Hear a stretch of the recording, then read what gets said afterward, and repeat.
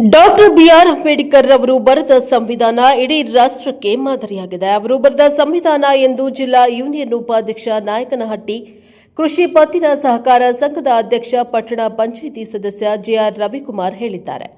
ಪಟ್ಟಣದ ಅಂಬೇಡ್ಕರ್ ವೃತ್ತದಲ್ಲಿ 69ನೇ ಅಂಬೇಡ್ಕರ್ ಪರಿನಿರ್ವಾಣ ದಿನಾಚರಣೆಯ ಕಾರ್ಯಕ್ರಮದಲ್ಲಿ ಅಂಬೇಡ್ಕರ್ ಭಾವಚಿತ್ರಕ್ಕೆ ಪುಷ್ಪ ಹಾಕುವ ಮೂಲಕ ಮಾತನಾಡಿದ ಅವರು, ಶಿಕ್ಷಣ, ಸಂಘಟನೆ, ಹೋರಾಟ ಈ ಮೂರು ಮಂತ್ರಗಳನ್ನು ನಮ್ಮ ಜೀವನದಲ್ಲಿ ನಾವೆಲ್ಲರೂ ಅಳವಡಿಸಿಕೊಳ್ಳಬೇಕು ಎಂದರು. ತಮ್ಮ ಜೀವನದುದ್ದಕ್ಕೂ ಅಸ್ಪೃಶ್ಯತೆ, ಜಾತಿ, ಪದ್ಧತಿ, ಲಿಂಗ ಭೇದ, ಅಸಮಾನತೆಯನ್ನ ಹೋರಾಡಿ ಶೋಷಿತ ಸಮುದಾಯ ಏಳಿಗೆಗೆ ತಮ್ಮ ಜೀವನವನ್ನ ಮುಡಿಪಾಗಿಟ್ಟಿದ್ದಾರೆ. ಬಾಬಾ ಸಾಹೇಬ್ ಅಂಬೇಡ್ಕರ್ ಅವರ ಪರಿನಿರ್ವಾಣ ಹೊಂದಿದ ಈ ದಿನದಂದು ಅವರಿಗೆ ನಮ್ಮ ಭಾವಪೂರ್ಣ ಶ್ರದ್ಧಾಂಜಲಿಯನ್ನ ಸಲ್ಲಿಸಿದ್ದಾರೆ.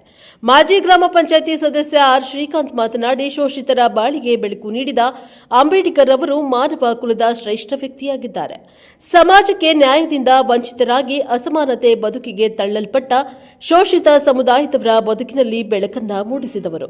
ಈ ಸಂದರ್ಭದಲ್ಲಿ ಉಪಸ್ಥಿತರಾದ ಟಿ ರಮೇಶ್, ಶಂಕರ್, ನಿರಂಜನ್, ಶಂಕರಣ್ಣ, ಮರಿಪಾಲಯ್ಯ, ಎತ್ತಿನಹಟ್ಟಿ ತಿಪ್ಪೇಸ್ವಾಮಿ, ಸೀನಪ್ಪ, ಮಾರುತಿ, ಸಮೀವುಲ್ಲಾ, ಕೃಷ್ಣಮೂರ್ತಿ, ಆರ್ ತಿಪ್ಪೇಸ್ವಾಮಿ ಹಾಗೂ ದಲಿತ ಸಮುದಾಯದ ಮುಖಂಡರುಗಳು ಹಾಜರಿದ್ದರು.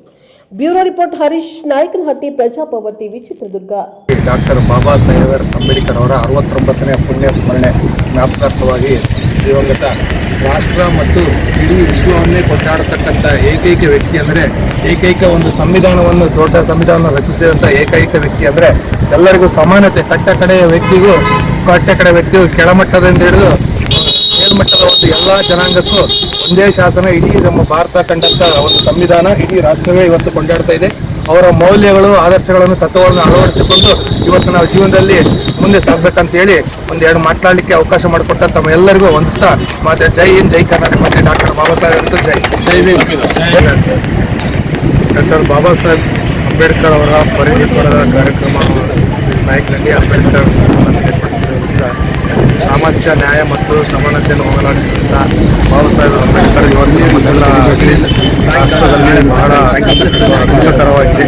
ಆದ ಕಾರಣ ಎಲ್ಲರಿಗೂ ಪರಿನಿರ್ವಾಣದ ಒಂದು ಶೋಕವನ್ನು ಸಲ್ಲಿಸುತ್ತಿದೆ ಎಂದು ಈ ಸಂದರ್ಭದಲ್ಲಿ